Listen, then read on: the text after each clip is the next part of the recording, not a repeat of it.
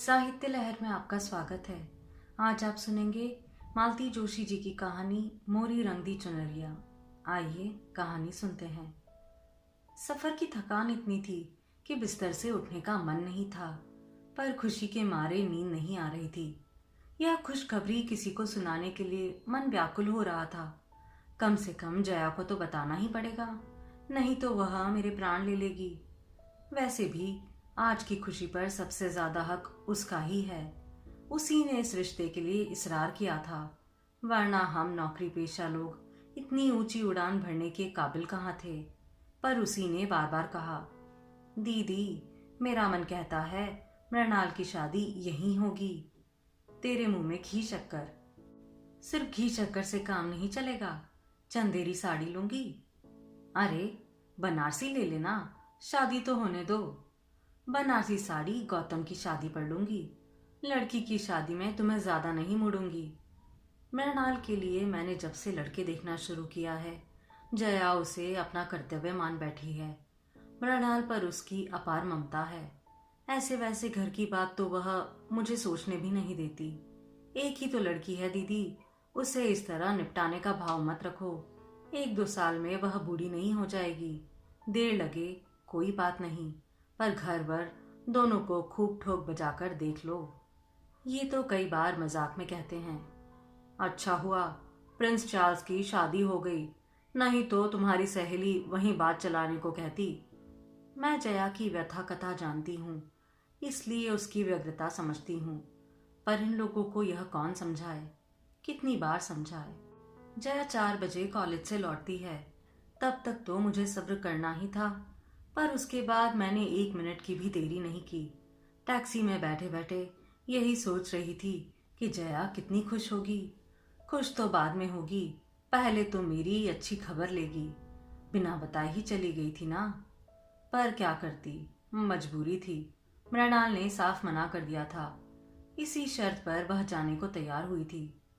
लड़कियों का इस प्रकार प्रदर्शन करना हमें भी अच्छा नहीं लगता, पर वे लोग यहाँ आने को तैयार न थे। बोले, आप लोग बिटिया के साथ यहीं आ जाइए। इन दिनों हमारी बिटिया भी अमेरिका से आई हुई है, उनसे मिलने के लिए सारा परिवार यहाँ इकट्ठा है। आप यहीं आ जाइए तो सबको सुविधा हो जाएगी। मन में ढेर सारी आशंकाएं लेकर हम लोग गए थे। लौटते वक्त मन खुशी से सराबोर था। मृणाल सबको भा गई थी। उन लोगों ने तो वहीं शगुन कर दिया। कहने लगे, सगाई वगाई का चक्कर रहने दीजिए, आप तो जल्दी हो सके शादी का इंतजाम कीजिए। ये लड़कियां महीने 2 महीने भारत में रहेगी, तब तक हो जाए तो अच्छा रहेगा। हम लोग किसी तैयारी से तो गए नहीं थे, जो कुछ पास था उसी से टिका कर दिया और शादी की तिथि निकालकर चले आए। मुश्किल से महीना भर का समय था, करने के लिए कितना कुछ था। उन लोगों ने तो कह दिया था कि ज्यादा टीम टाम की जरूरत नहीं है, हम 20-25 लोग आएंगे, सपरिवार आएंगे। किसी होटल में इंतजाम कर दीजिए, शाम को फेरे हो जाएंगे, सुबह हमें विदा कर दीजिए। वे लोग तो इतना कहकर मुक्त हो गए, पर हमारे सामने तो प्रश्न चिन्ह खड़ा हो गया। इतने कम समय में कैसे कुछ हो पाएगा? लड़की की शादी कोई हंसी खेल है? मैडम, कहाँ रोकना है? ड्राइवर ने पूछा तो होश आया कि मैं अपने गंतव्य पर पहुंच गई हूँ। जया के घर के सामने गाड़ी रुकवाकर मैंने जल्दी से पैसे चुकाए और उतर पड़ी। जया से मिलने की कुछ इतनी बेसब्री थी कि घंटी बजाते हुए ध्यान ही नहीं रहा कि दरवाजा खुला है। मैंने कुछ झेपते हुए घर में प्रवेश किया। तब तक बड़ी भाभी बाहर निकल आई। मैंने सोचा अब डांट पड़ेगी, क्या तुम्हें भी इस घर में घंटी बजाकर आना पड़ता है? पर भाभी कुछ नहीं बोली। मैंने ही क्षमा याचना करते हुए कहा, सॉरी भाभी, आपको डिस्टर्ब किया। जया कहाँ है? ऊपर अपने कमरे में। ऊपर जाने का रास्ता भीतर वाले बरामदे में से होकर था। हॉल से गुजरते हुए मैंने देखा 4-5 औरतें बैठी हुई है। जया की माँ उनसे बात कर रही है, पर सारा माहौल बड़ा गुमसुम सा है। मेरी बंगाली चौड़े पाड़ की साड़ी को उन्होंने इस तरह घूर कर देखा कि मुझे संकोच हो आया। अपनी कलबदार पटलियों को और लहराते पल्लू को सबकी नजरों से बचाने में मैं इतनी व्यस्त हो गई कि जया की माँ को ठीक से नमस्ते भी ना कर सकी। सीढ़ियां चढ़ते हुए मुझे भान हुआ कि उन्होंने भी तो मेरी कुशलक्षेम नहीं पूछा, इतने दिनों तक ना आने का उल्हाना नहीं दिया। और तब याद आया कि बड़ी भाभी ने भी आज बात नहीं की।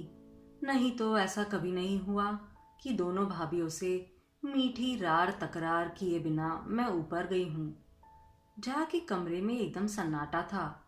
चौबीसों घंटे चीखने वाला टेप रिकॉर्डर चुप था और महारानी पलंग पर लेटी अन्नपूर्णा देवी का उपन्यास पढ़ रही थी।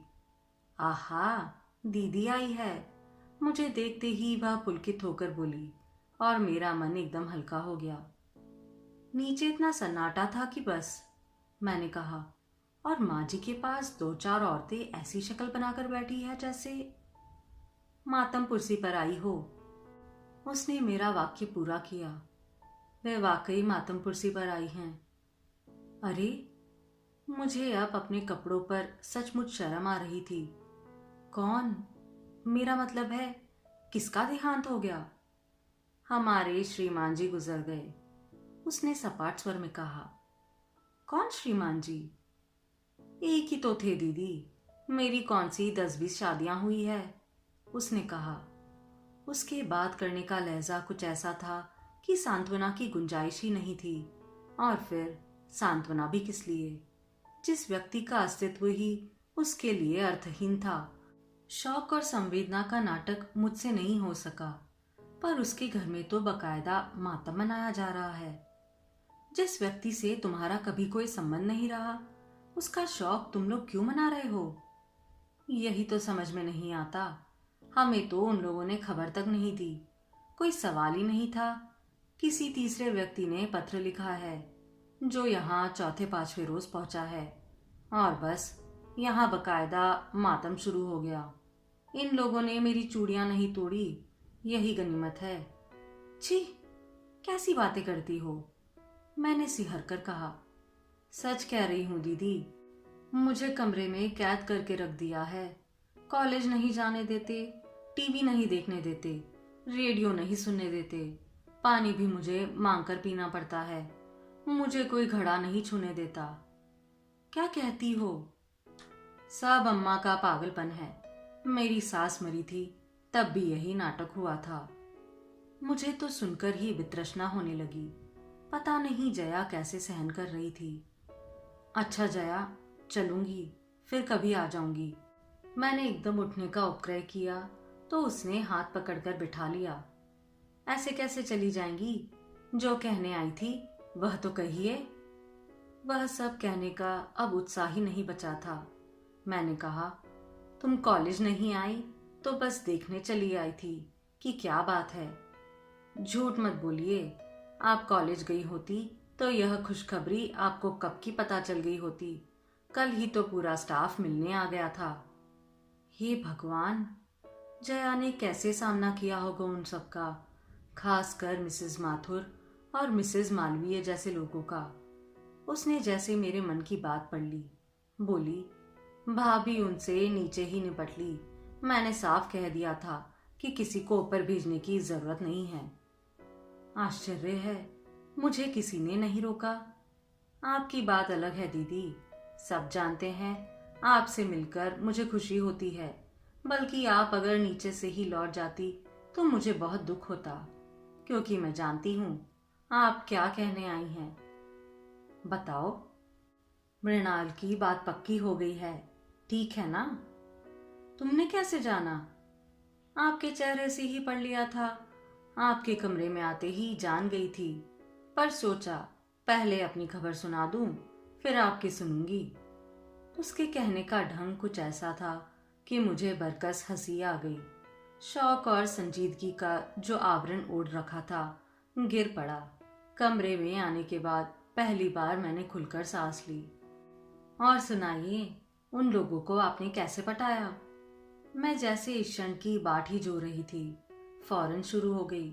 जया से यह सब कहे बिना मुझे चैन भी नहीं आता। वहां का सारा हाल बयान करने के बाद मैं घर परिवार का वर्णन करने बैठ गई। संयोग से उसका सारा कुनबा उन दिनों वहां इकट्ठा था। मुझे सबको देखने सुनने का मौका मिल गया। जया, मृणाल की मौसेरी सास तो एक नमूना है। अच्छा हुआ तुम साथ नहीं थी, नहीं तो मृणाल की हंसी पर काबू करना मुश्किल था। शायद इसी वजह से शादी टूट जाती। अच्छा, उनमें ऐसी क्या खासियत है? अरे, पढ़ी लिखी तो कुछ खास है नहीं, पर दिन भर अंग्रेजी की टांग तोड़ती रहती है। हमारे यहाँ तो सर्वेंटों को बहुत प्रॉब्लम्स है। ये पिक्चर तो लेडी जो के लायक है। हमारे चिल्ड्रंस तो बहुत शैतान है। मैंने ठीक ही कहा था। मेरे मुंह से सुनकर जया को भी हंसी का दौरा पड़ गया। वहां तो पता नहीं क्या करती, पर जया की हंसी एकाएक थम गई। मैंने पलटकर देखा, दरवाजे में छोटी भाभी खड़ी थी। यह किस बात पर इतनी हंसी आ रही थी? उनके स्वर में उपालंब था। मैं तो शर्म से गड़ ही गई। जया ने जैसे मुझे उबारते हुए कहा, भाभी, मृणाल की शादी तय हो गई है। दीदी ने लगे हाथ सगाई की रस्म भी निपटा दी। चलो, यह तो बहुत अच्छा हुआ। भाभी ने निर्लिप्त भाव से शिष्टाचार निभाया। उसमें कहीं कोई खुशी का भाव न था। ना उन्होंने घर या वर के बारे में कुछ पूछा। मैं एकदम उठ खड़ी हुई। जया, अब चलूंगी, बहुत देर हो गई। इस बार जया ने मुझे रोकने का प्रयास नहीं किया। भाभी पता नहीं किस काम से ऊपर आई थी। उसे भूलकर मेरे साथ ही नीचे उतरने लगी। बीच सीढ़ियों पर बोली, दीदी, एक बात बोलूं, बुरा तो नहीं मानोगी? कहिए। ऐसे शुभ कार्य की चर्चा आज इस घर में नहीं करनी थी। इससे अपशकुन होता है। चर्चा मैंने नहीं की, जया ने ही चलाई थी भाभी। उसने पूछा तो मुझे बताना पड़ा, नहीं तो शायद मैं वैसे ही लौट जाती। पर भाभी, मैं यह नहीं मानती कि इसमें कोई अपशकुन होता है। अब आप नए जमाने की हो, तो आप क्या कोई पुरखा पुरनिया हो? आप इन ढकोसलों पर विश्वास कर लेती हैं। यह ढकोसला नहीं, रिवाज है दीदी। यह कैसा रिवाज है? जिस आदमी का इस घर से कोई संबंध नहीं रहा, जया कभी जिसकी देहरी नहीं चढ़ी, जिसके नाम से उसने मांग नहीं भरी, मंगलसूत्र नहीं पहना, 20 साल से जिसकी शक्ल भी नहीं देखी, उसका मातम आप लोग क्यों मना रहे हैं? क्यों उस पर लाद रहे हैं? मरने वाला हाड़ मास का आदमी था दीदी। दुनिया में रोज सैकड़ों हाड़ मास के आदमी मरते हैं भाभी, लेकिन सबके साथ हमने फेरे तो नहीं लिए होते। मैं हतबुद्धि होकर उन्हें देखती रह गई। उसके बाद उस घर में एक पल भी ठहरना मेरे लिए दुभर हो गया। मेरी सारी खुशी हवा हो गई थी। मन इतना उद्भ्रांत हो गया कि घर लौटकर मैंने नौकर को बिना बात के डांट दिया। कमरे की बेतरबी पर मृणाल को इस तरह झड़प दिया कि वह सिसकने लगी।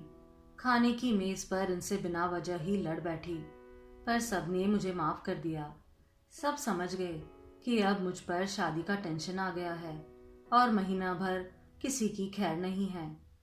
शादी, हाँ, पिछले कुछ दिनों से मैं केवल मृणाल की शादी के बारे में ही सोचती रही हूँ। रात में सपने भी उसी के देखती रही हूँ, पर आज की रात जया के नाम थी। मेरे मानस पटल पर उसकी शादी के कई चित्र बनते बिगड़ते रहे। मैं उस शादी में उपस्थित नहीं थी। हम लोगों का परिचय तो बहुत बाद हुआ था, पर जो कुछ सुना था वह मेरी कल्पना शक्ति के लिए काफी था।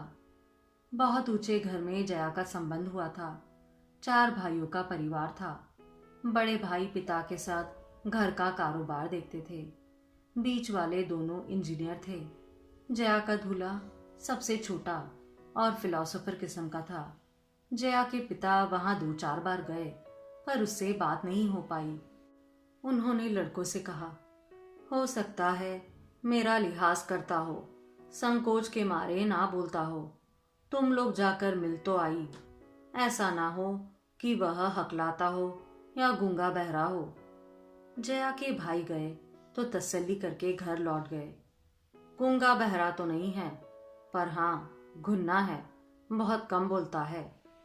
अरे, उसे तो हमारी जया 15 दिन में तोता बना देगी, बड़ी भाभी ने कहा। सबने चैन की सांस ली और तैयारियां शुरू हो गई। बारात बड़ी धूमधाम से आई थी। चारों सुदर्शन भाइयों को देखकर लोगों को राम जी की बारात याद आ रही थी। चढ़ावा तो ऐसा था कि सबकी आंखें फटी की फटी रह गई थी। शिकायत थी तो सिर्फ लड़कियों को।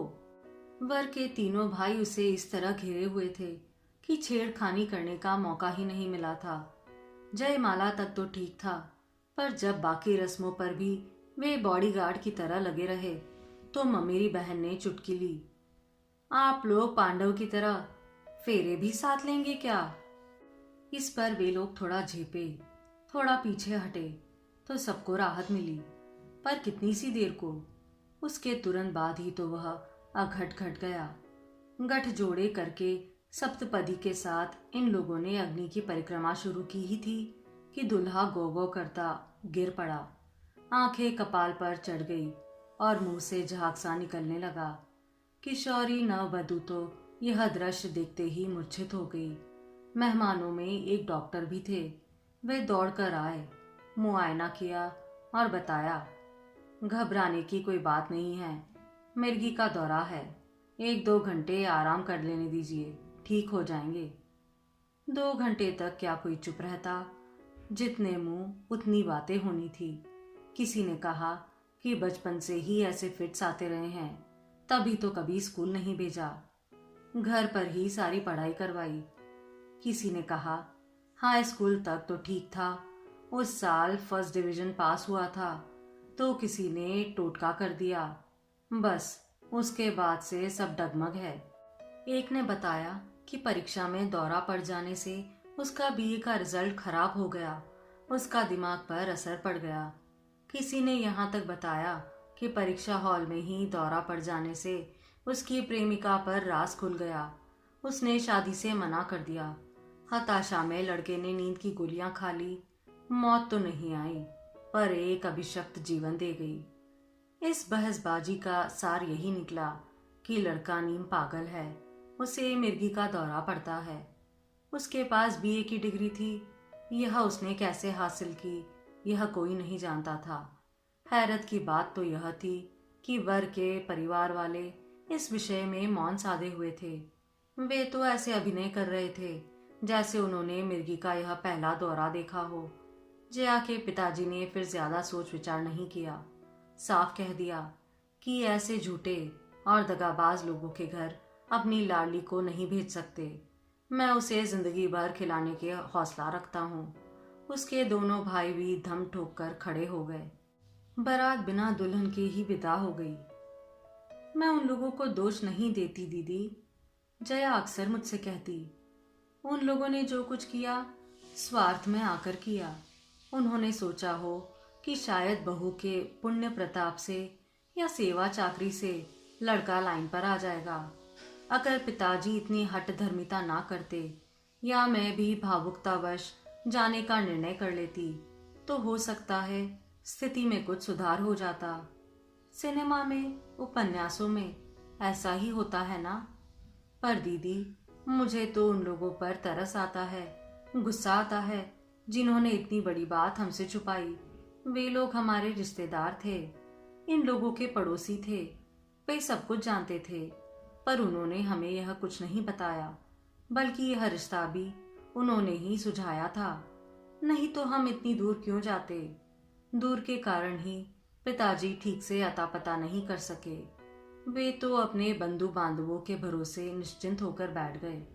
उन्हें क्या पता था कि वे लोग इस तरह पीठ में छुरा भोंक देंगे। बंधु बांधव और करते ही क्या है, मैं कहती। इसलिए तो कौरव पांडवों की कहानी बराबर दोहराई जाती है। दुनिया में रोज महाभारत होती है। इस हादसे के बाद साल भर तक जया घर में मुंह छुपाए बैठी रही। पर इस तरह कब तक चलता?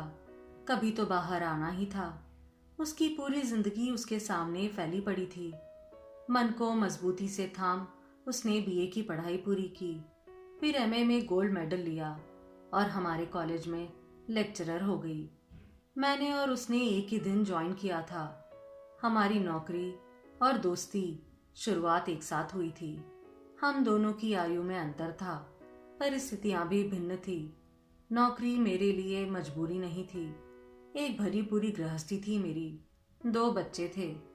पति अच्छे ओहदे पर थे, लेकिन मैं अपनी डिग्रियों पर जंग नहीं लगने देना चाहती थी। 2 बच्चों के बाद ही मैंने विराम ले लिया था और करियर की शुरुआत की थी। लेकिन परिस्थितियों का यह अंतर हमारे बीच में बाधक नहीं बना। एक बार मन मिल जाए तो बाहरी चीजें गौण हो जाती है। हो सकता है हमारा कोई पूर्व जन्म का ही संयोग रहा हो। कितनी जल्दी हम दोनों एक दूसरे में घुल मिल गई। मेरे बच्चे तो उसकी आंखों के तारे थे। मजाल है जो कोई फरमाइश अधूरी रह जाती। मम्मी ने जरा कंजूसी की नहीं कि फौरन जया मौसी के पास शिकायत पहुंच जाती। अपने बच्चों को डांटना भी मेरे लिए कठिन था। फौरन मुझे जया की डांट खानी पड़ती। वह अपने मन का सारा संचित स्नेह गौतम और मृणाल पर लुटा रही थी। उनके लिए टॉफियां और खिलौने तो आते ही थे। हर साल सालगिरह पर एक नया स्वेटर भी वे पाते थे।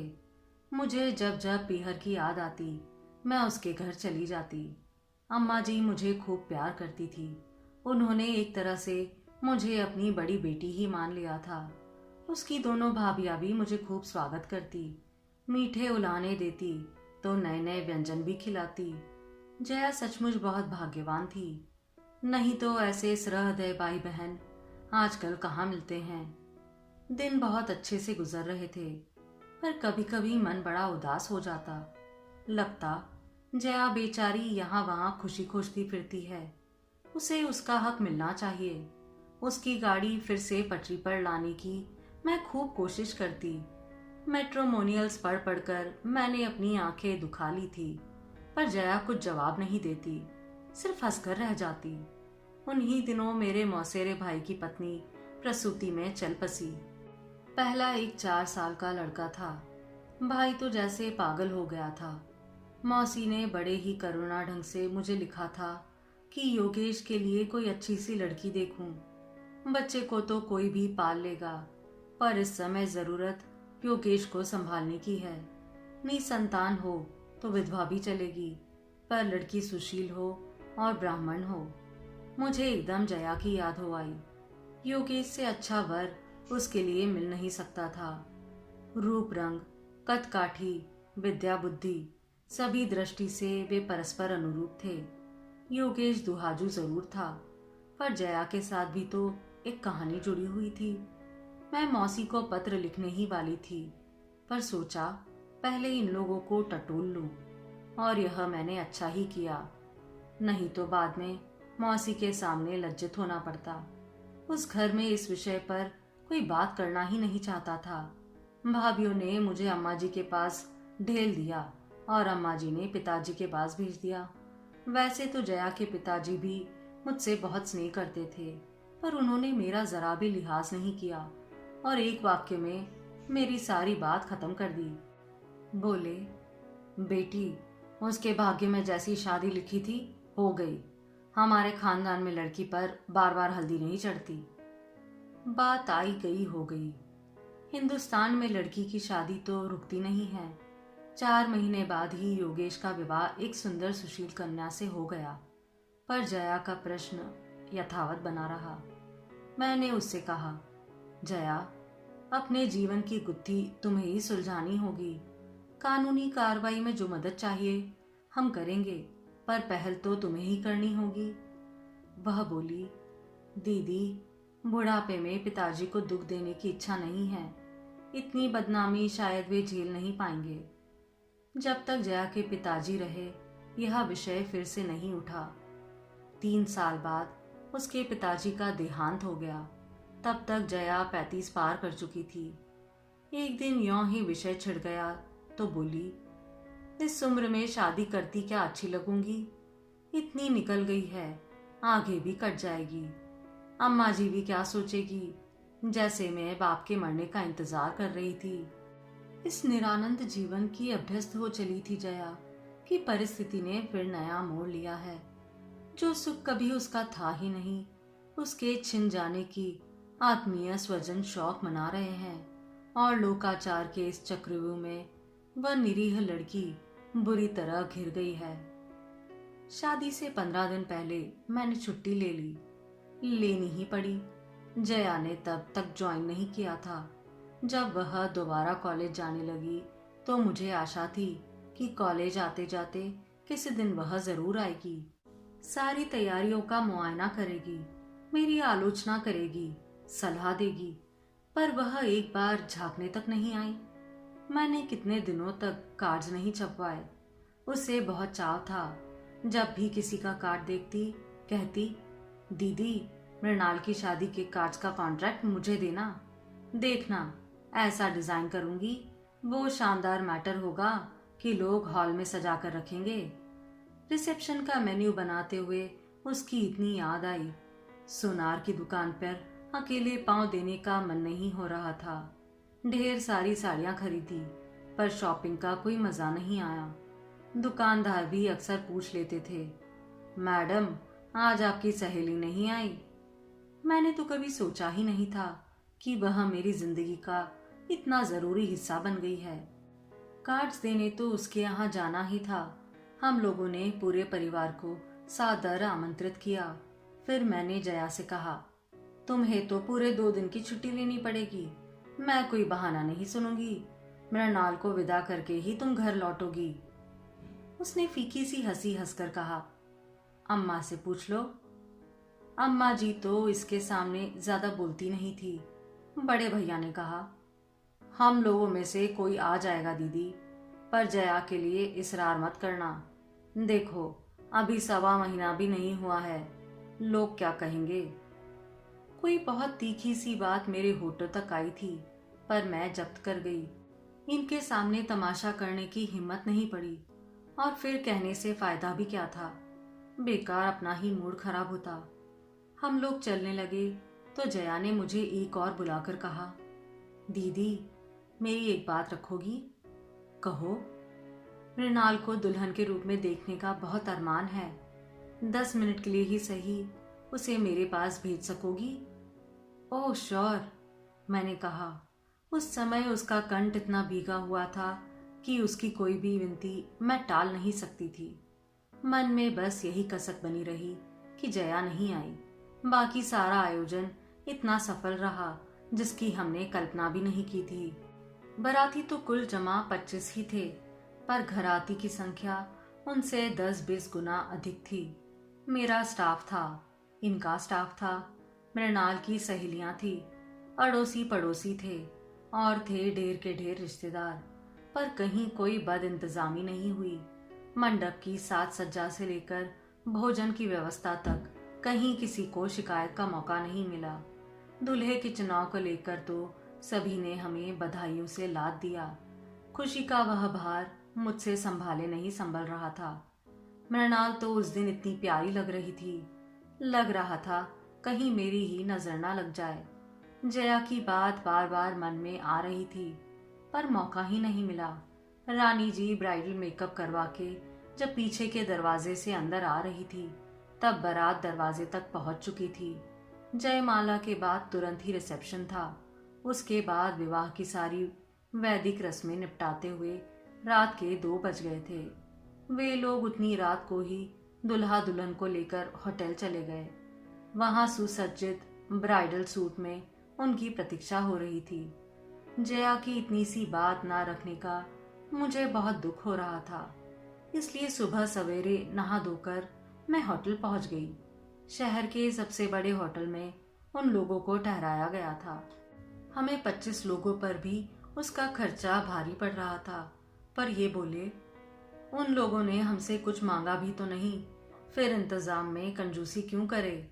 मान लो 200 बाराती लेकर आ जाते, तब तो धर्मशाला में भी हमारे परखच्चे उड़ जाते।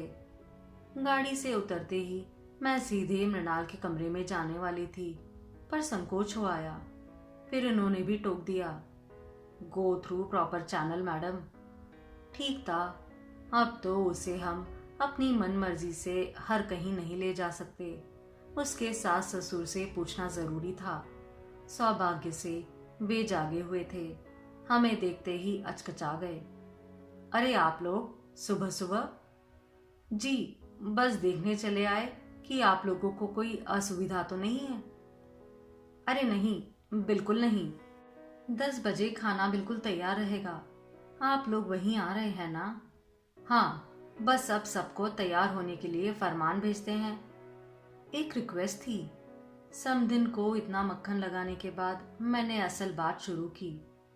कहिए। मेरी एक सहेली कल शादी में नहीं आ सकी।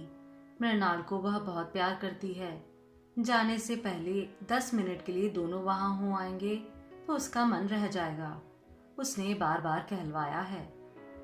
लेकिन वे शादी में क्यों नहीं आई? क्या बीमार है? हाँ, बस यही समझ लीजिए। दरअसल उनके हस्बैंड की अभी अभी डेथ हुई है। अब इन्हें बीच में बोलने की क्या जरूरत थी? कौन सी बात कहाँ कहनी चाहिए, इसका विवेक तो पुरुष को कभी होता ही नहीं। दरअसल बात क्या है बहन जी? मैंने कुछ कहना शुरू किया पर चुप हो गई। जया की कहानी क्या इस तरह एक सांस में किसी को सुनाई जा सकती है? मुझे तो आश्चर्य हो रहा है मिसेस कुमार। अभी तो लड़की की हल्दी भी नहीं उतरी और आप उसे ऐसी जगह भेज रही हैं। अपने ही हाथों अपनी बेटी का असगुन कर रही हैं। आश्चर्य तो मुझे होना चाहिए था। मैंने तो कह भी दिया। बहन जी, आप तो यूरोप में 8-10 साल रह चुकी हैं। क्या आप भी इन चीजों को मानती हैं? यूरोप में रहने से क्या होता है? कोई हम अंग्रेज थोड़ी ही हैं। अपनी संस्कृति थोड़ी ही छोड़ देंगे। मैं उनके कटे बालों को, रंगे होठों को, तराशी बोहों को और अनावरत बाहों को देखती रही। विदेश सेवा में रत अपने पति के साथ मैडम ने सिर्फ चोला बदला था। मन तो अभी वही घोर परंपरावादी था और घर परिवार में उनके इसी गुण की प्रशंसा होती होगी। फलाने की बहू इतने दिन फॉरेन रहकर आई है पर अपनी संस्कृति नहीं भूली। ये कौन सी संस्कृति है? समधी जी ने शायद मेरे मनोभाव को पढ़ लिया था। खिंचकर पत्नी से बोले, ये किस ढकोसलेबाजी में पड़ी हो? जाने दो बच्चों को, 2 मिनट में कुछ नहीं बिगड़ता। पति की अवमानना करने की ताव शायद उनमें नहीं थी। बोली, उन्हें जगने तो दीजिए। फिर मुझसे बोली, आप तो उनके साथ जाएंगी ना? अगर आपकी सहेली इन लोगों को कुछ देने लगे तो आप अपने हाथ से दीजिएगा, उनसे मत दिलवाइएगा। जया कुछ देगी यह तो निश्चिंत था। नए जोड़े को कोई भी खाली हाथ विदा नहीं करता। उस समय क्या मुझसे निर्मम आज्ञा का पालन हो पाएगा? मैं जया को खुशी देने जा रही हूँ, उसका अपमान करने नहीं। तो रहने ही देते हैं। मैं एकदम उठकर खड़ी हो गई। आपने शंका उठाई है तो अब मेरे मन में भी डामाडोल होने लगा है। वही तो। वह खुश होकर बोली, हम लोगों के इतने पुराने संस्कार है, वे सहज ही थोड़ी होते हैं। पुरुषों को तो किसी चीज का विधि निषेध नहीं है, पर हम लोग तो इतनी लापरवाही नहीं कर सकते।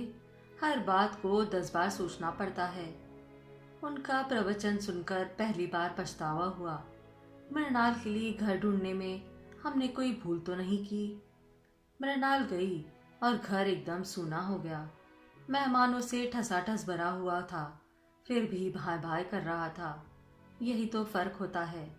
बेटी की शादी होती है तो घर खुशियों से भर जाता है, पर बेटी के साथ तो सारी रौनक ही विदा हो जाती है। करने को तो अब भी कितना काम था, पर पहले वाला उत्साह का कहीं अंश मात्र भी शेष नहीं था। 4-5 दिन बाद फोटोग्राफर एल्बम बनाकर दे गया तो मुझे जैसे एक खिलौना मिल गया। मैं घंटों बैठी अपनी लाडली को निहारती रही, हर आने जाने वाले को दिखाती रही। उस दिन भीड़ भाड़ में किसी को ठीक से देख भी नहीं पाई थी। मेरे मन मस्तिष्क पर तो मृणाल और किशोर छाए हुए थे, पर अब फुर्सत से बैठकर मैं सबका मुआयना कर रही थी और सहसा मेरी आंखें जया की भाभी पर अटक गई। उस दिन केवल उनके छोटे भाई और भाभी ही आए थे। वे भी खाने के लिए नहीं रुके, बस लिफाफा पकड़ाकर चले गए। कैमरे ने उन्हें वर वधू को आशीर्वाद देते हुए कैद कर लिया था। भाभी की साड़ी देखकर मेरे मन पे सांप लौट गया। यह साड़ी थी जो हम लोगों ने पिछले वर्ष बैंगलोर में खरीदी थी। पिछले वर्ष कॉलेज की ट्रिप दक्षिण भारत गई थी। पूरे रास्ते में हम लोग साड़ियाँ और नग वाले गहने खरीदते रहे। जया ने गहरे हरे रंग की कांजीवरम खरीदी थी, जिसका लाल और सुनहरा बॉर्डर था। उसने कहा था, दीदी इसका उद्घाटन मृणाल की शादी में करूंगी। जया ने वही किया था। मृणाल की शादी में भाभी को वही साड़ी पहनाकर भेज दिया। अच्छा हुआ जो उस दिन मेरा ध्यान नहीं गया, नहीं तो मूड इतना खराब होता कि बस। तो क्या जया अब वह साड़ी कभी नहीं पहनेगी? वैसे मुझे उस पर गुस्सा भी आ रहा था। शादी में नहीं आई तो ना सही, पर बाद में तो आ सकती थी। क्या उससे एल्बम देखने का भी चाव नहीं रहा, या कि वह मुझ पर नाराज है? पर मैं उसे कैसे समझा पाऊंगी कि मैं मृणाल को उसके पास क्यों नहीं भेज सकी। पूरे 1 महीने की छुट्टी के बाद दोबारा कॉलेज जाते हुए मन खुशी से सराबोर था। पहले ही दिन शादी का एल्बम साथ ले जाना मैं नहीं भूली थी। स्टाफ रूम में दिन भर अच्छा शगल चलता रहा। मुझे लोगों ने दोबारा बधाइयों से लाद दिया, तारीफों के पुल बांध दिए। मैं भीतर ही भीतर खुशी से भर उठी थी। पर जया को देखते ही सारी खुशी का पाला मार गया। उसने तो सचमुच ही जैसे वैराग्य धारण कर लिया था। मुझे तो उसके पास बैठकर बात करने में भी संकोच होने लगा। मैं तो उससे लड़ने के इरादे से लेकर आई थी। मुझे उससे माफी भी मांगनी थी, पर दोनों ही बातें नहीं हो सकी। उसके सूखे चेहरे और रुखी वेशभूषा से अभ्यस्त होने में मुझे 4-5 दिन लग गए। उसके बाद मैंने कहा, जया बाजार कब चलना है? किस लिए? चंदेरी साड़ी लेनी है ना? अरे दीदी मैंने तो मजाक किया था। लेकिन मैंने तो मजाक नहीं समझा था। अब आप क्या लड़की की शादी की साड़ियां बांटती फिरेंगी? रहने दीजिए, गौतम की शादी में लूंगी। लड़का हो या लड़की, क्या फर्क पड़ता है? दोनों की शादी में माँ बाप को खुशी तो होती ही है। और फिर लड़के का क्या ठिकाना, कल को कनाडा से एक मेम ले आएगा और कहेगा, मम्मी यह रही तुम्हारी बहू। तब क्या होगा? मेरे सारे अरमान धरे के धरे रह जाएंगे। मेम बहू आएगी तो क्या आप हमें साड़ी नहीं देंगी? फालतू बातें बंद। यह बताओ बाजार कब चलना है? अभी रहने दीजिए दीदी, अभी बाजार जाती क्या मैं अच्छी लगूंगी? जया यह तुम्हें क्या होता जा रहा है? मैंने कहा। कहना तो और भी कुछ चाहती थी, पर चुप रह गई। सचमुच इस लड़की को क्या होता जा रहा है? कपड़े तो जैसे भी पहन रही है ठीक है, पर शरीर भी तो सूखता चला जा रहा है। ब्लाउज झूल रहे हैं, गालों की हड्डियां निकल आई है, आंखों के इर्द गिर्द स्याह घेरे बनाए हैं। क्या रातों को सो नहीं पाती? क्या इसने खाना पीना छोड़ रखा है? पहले वाली बात होती तो मैं चुटकी ले लेती। जया लगता है मरने वाले का गम तुम्हें सचमुच खाया जा रहा है। पर अब आपस में ना तो वह संवाद रह गया है, ना जया के बुझे बुझे चेहरे को देखकर यह सब कहने का साहस बनता है। उस दिन कैलेंडर की तारीख बदलते हुए याद आया, आज तो जया का जन्मदिन है। उसका जन्मदिन हर साल मैं ही मनाती थी, कुछ ना कुछ उपहार भी देती थी। इस बार का उपहार तो यही था। जब मेरे बाबा कहने पर भी नहीं मानी तो एक दिन मैं खुद ही जाकर उसके लिए साड़ी ले आई थी। चंपई रंग की खूबसूरत चंदेरी थी, जिस पर रुपहले बेल बूटी थे। यह जया का प्रिय रंग था। मैंने गुलाब जामुन सुबह ही बनाकर रख दिए। पंडित जी को दही बड़े के लिए कह दिया। सोचा और कुछ गरम में आकर बना दूंगी। उस दिन के लिए इनसे गाड़ी भी मांग ली। सोचा गाड़ी में डालकर साथ ही ले जाऊंगी। उसे खिला पिलाकर यहाँ से साड़ी पहनाकर ही भेजूंगी। उसका यह अकारण वैराग्य अब मुझसे झेला नहीं जा रहा था। किसी को तो पहल करनी पड़ेगी, पर अपने आप तो इस तथाकथित शौक से उभर नहीं पाएगी। पर कॉलेज जाते ही मुझे निराश होना पड़ा। उस दिन फिर उसकी छुट्टी की एप्लीकेशन आई थी। मेरी सारी व्यू रचना व्यर्थ हो गई थी। क्या करती है यह लड़की? हर 2 दिन बाद गायब हो जाती है। स्टाफ रूम में मैंने अपनी झल्लाहट उतारते हुए कहा, इसे नौकरी वोकरी करनी है कि नहीं? आपको नौकरी की पड़ी है मिसेस कुमार, वहां लाखों के वारे नारे हो रहे हैं। मिसेस माथुर का यह फिक्रा इतना अप्रत्याशित था कि मैं जड़ होकर रह गई। विश्वास ना हो तो मिसेस गुप्ता से पूछ लो। मैंने मिसेस गुप्ता की ओर देखा तो वह बुरी तरह झेप गई। बेचारी गौ महिला है, किसी के पचड़े में नहीं पड़ती। पता नहीं मिसेस माथुर ने उन्हें कैसे लपेटे में ले लिया। बताइए ना मिसेस गुप्ता, आप इतना डरती क्यों हैं? कोई आपने चोरी की है? मिसेस माथुर ने उन्हें उकसाया तो वे बड़े दयनीय स्वर में बोली, भाई हमें तो ठीक से मालूम नहीं है, हमने तो सुन भर रखा है। वही तो पूछ रहे हैं, क्या सुना है? हमारे सामने अस्थाना साहब एडवोकेट है ना, वो बता रहे थे कि इन लोगों ने दावा किया है। कैसा दावा? यही प्रॉपर्टी का। हस्बैंड की प्रॉपर्टी के लिए मिसेस वाजपेयी ने दावा किया है। अपने आप को मिस कहती है और हस्बैंड की प्रॉपर्टी में हिस्सा मांगती है। ये मिसेस मालवीय थी। इम्पॉसिबल। बड़ी देर बाद मेरे मुंह से शब्द निकले। जया कभी इतनी नीच हरकत नहीं कर सकती। मिसेस कुमार, मिसेस माथुर बोली, आपने बच्चे की शादी जरूर कर दी, पर दुनियादारी के मामले में आप स्वयं अभी बच्ची है। आप नहीं जानती कि पैसे का मोह आदमी से क्या क्या करवा लेता है। प्रॉपर्टी के चक्कर में अच्छे अच्छों की नकाब उतर जाते हैं। लेकिन जया पैसे की भूखी नहीं है। वह खुद 2,500 रुपया महीना कमा रही है। और 1,000 और लाखों में फर्क होता है मिसेस कुमार। पर मैं कहती हूँ, इसमें इतना हाय तौबा मचाने की क्या जरूरत है? मिसेस रायजादा बोली, अगर वह उस शख्स के नाम पर 20 बरस तक धूनी रमाकर बैठी है तो उसका प्रॉपर्टी पर पूरा हक बनता है। वह उसके जायज हक के लिए लड़ रही है। बात जायज या नाजायज हक की नहीं है मिसेस रायजादा, मैंने संजीदा होकर कहा। प्रश्न तो यह है, जिस बंधन को मन ने स्वीकार ही नहीं किया, उसके। मन जरूर स्वीकार करता, मिसेस माथुर बोली। अगर मन यह पहले से जानता कि आसामी 5 लाख का है तो वह सारे बंधन स्वीकार कर लेता। 5 लाख? जी हाँ, जया के ससुर इस बेटे के नाम पर 5 लाख फिक्स में छोड़कर गए हैं। व्यवस्था यह थी कि इस रकम का ब्याज उन लोगों को मिलता रहेगा जो उसकी देखभाल करेगा। अब तक ऐसा ही होता रहा है। तीनों भाई बारी बारी से उसे संभालते रहे हैं, लेकिन उसकी मृत्यु ने अब प्रश्न चिन्ह खड़ा कर दिया है। इतनी बड़ी रकम का वारिस कौन होगा?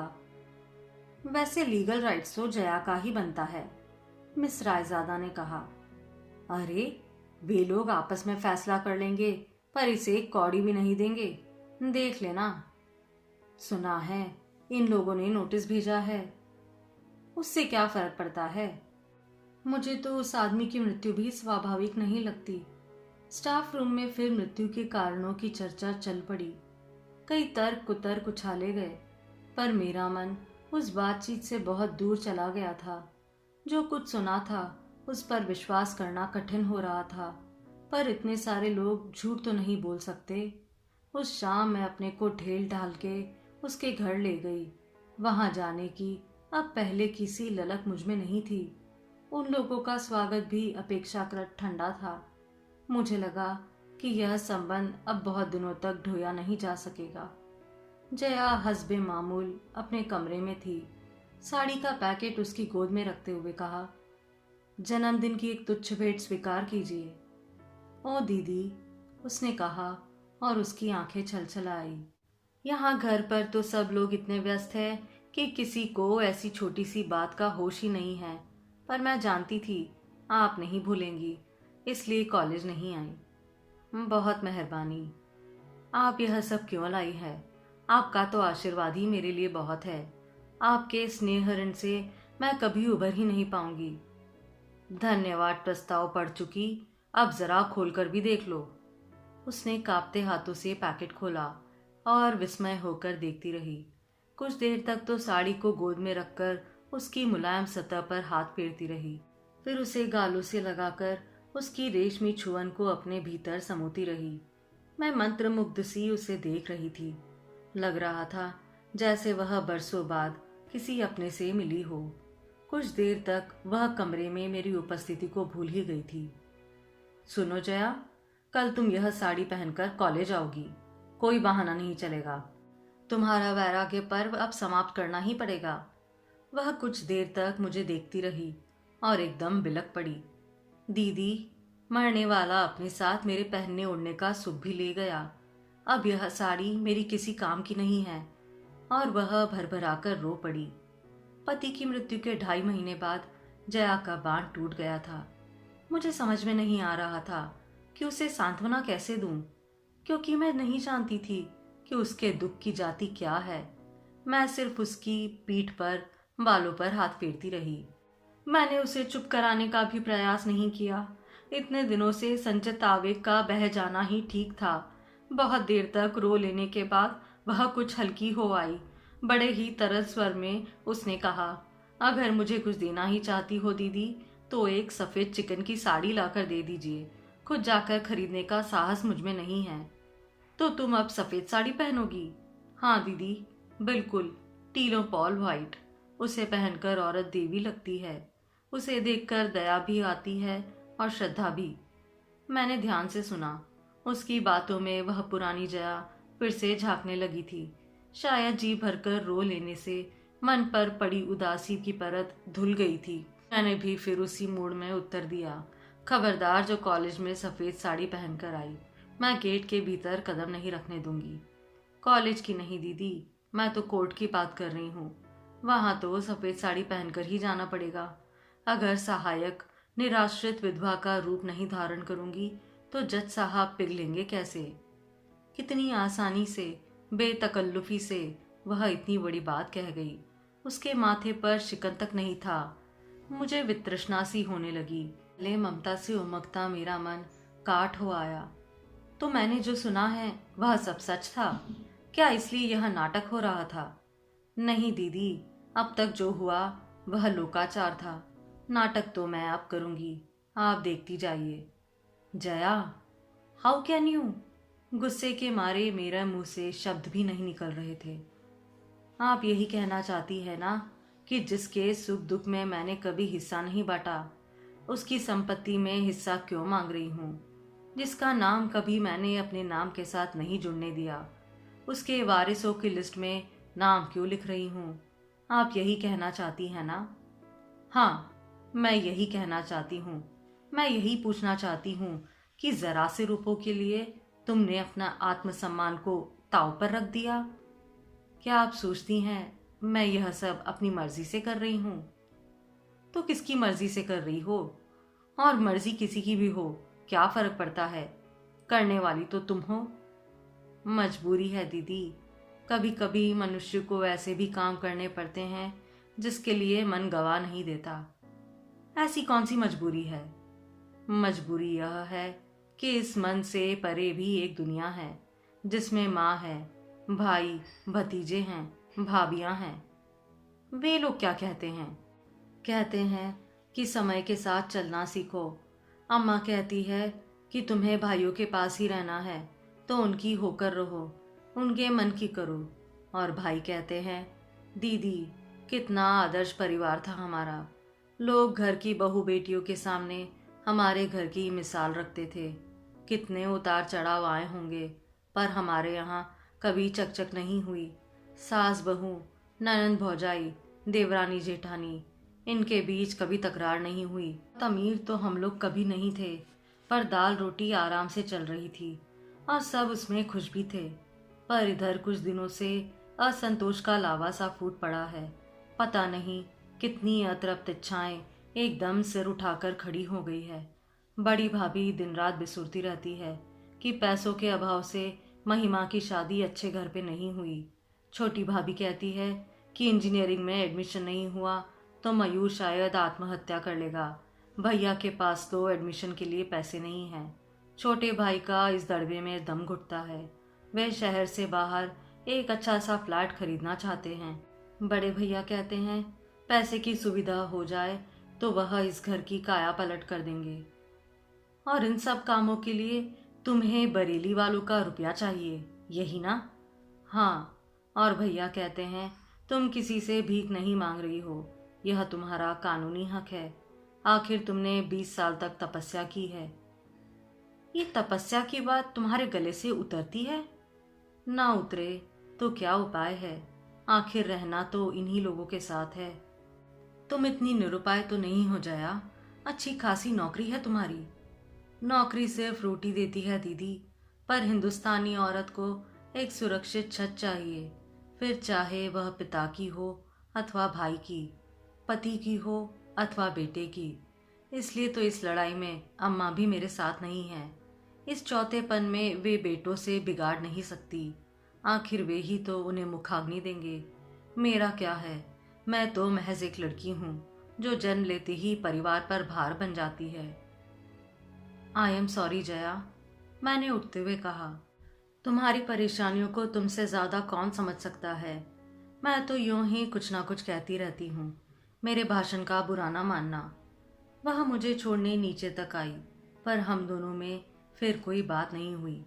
बैठक से गुजरते हुए देखा, घर के लगभग सभी सदस्य वहां उपस्थित है और गर्मा गर्म बहस चल रही है। जया, जरा इन लोगों की हिम्मत तो देखो, बड़े भैया ने एक कागज नचाते हुए कहा। क्या हुआ? अरे, वे लोग तो तुम्हारी शादी को ही चैलेंज कर रहे हैं। लिखते हैं कि हिंदू विवाह नियम के अनुसार फेरों के बाद ही विवाह पूर्ण रूप से संपन्न माना जाता है। जयमाला कोई वैदिक विधान नहीं है, यह तो मात्र एक परंपरा है। मैं 10 गवाह खड़े कर दूंगा कि फेरे हुए थे, छोटे भैया ने जोश में कहा। तो क्या वे लोग 100 गवाह नहीं ला सकते? आखिर 5 लाख का सवाल है। जया की इस व्यंग्योक्ति पर छोटे भाई चकित होकर उसे देखते रहे। तुम्हारी सास के मरने पर अपने यहाँ चिट्ठी आई थी। पिताजी की पुरानी फाइलों में वह अब भी मिल सकती है। हम उसे कोर्ट में दिखा सकेंगे। अगर हमारा कोई संबंध नहीं था तो हमें सूचना क्यों भेजी गई?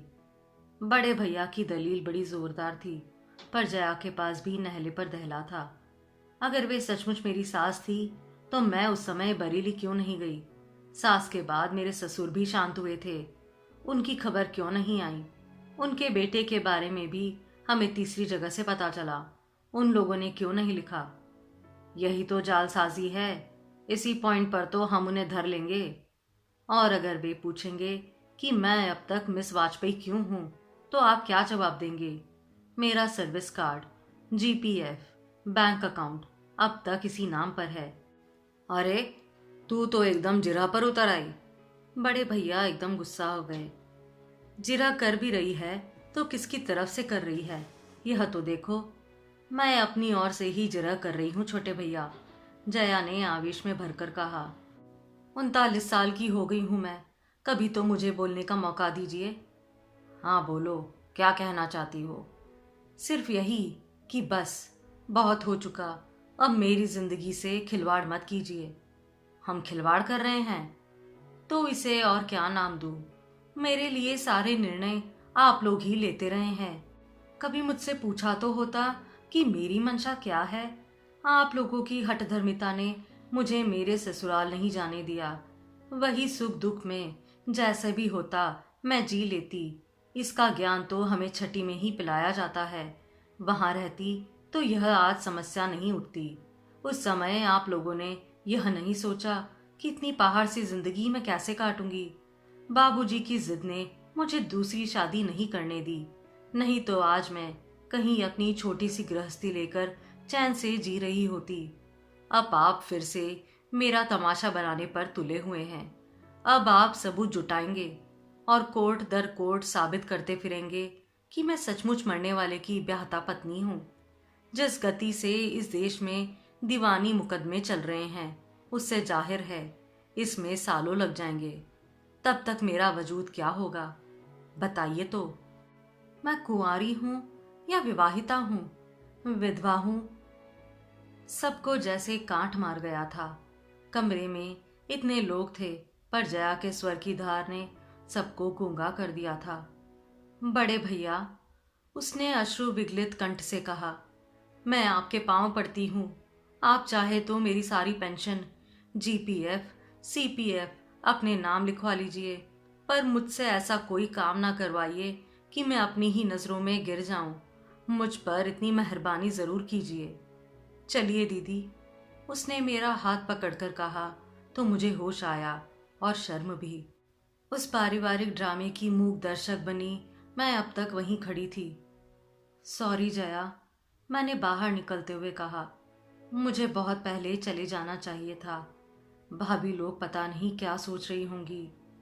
मुझे मालूम है वे क्या सोच रही होंगी और उनका सोचना बिल्कुल ठीक है। आज आप साथ थी इसलिए मैं इतना खुलकर बोल सकी, नहीं तो शायद फिर से ओट सी लेती और अपने में ही घुटती रहती। और फिर एकाएक तरल स्वर में बोली, दीदी, अगर कभी जरूरत पड़ी तो आप पर भरोसा कर सकती हूं ना? निराश तो नहीं करेंगी? जया, मैंने उसका कंधा छूकर कहा, मेरे दरवाजे तुम्हारे लिए कभी बंद नहीं थे। तुम ही उधर का रास्ता भूल गई थी। रास्ता भूल गई थी, आपको नहीं भूल सकती। आपसे बढ़कर मेरा अपना है ही कौन। आप ही ने तो मेरे जीवन में दोबारा रंग भरने की कोशिश की है। औरों के तो चेहरे इस समय पहचाने ही नहीं जा रहे हैं। इतनी ज्यादा भावुकता मेरी बर्दाश्त से बाहर हो रही थी।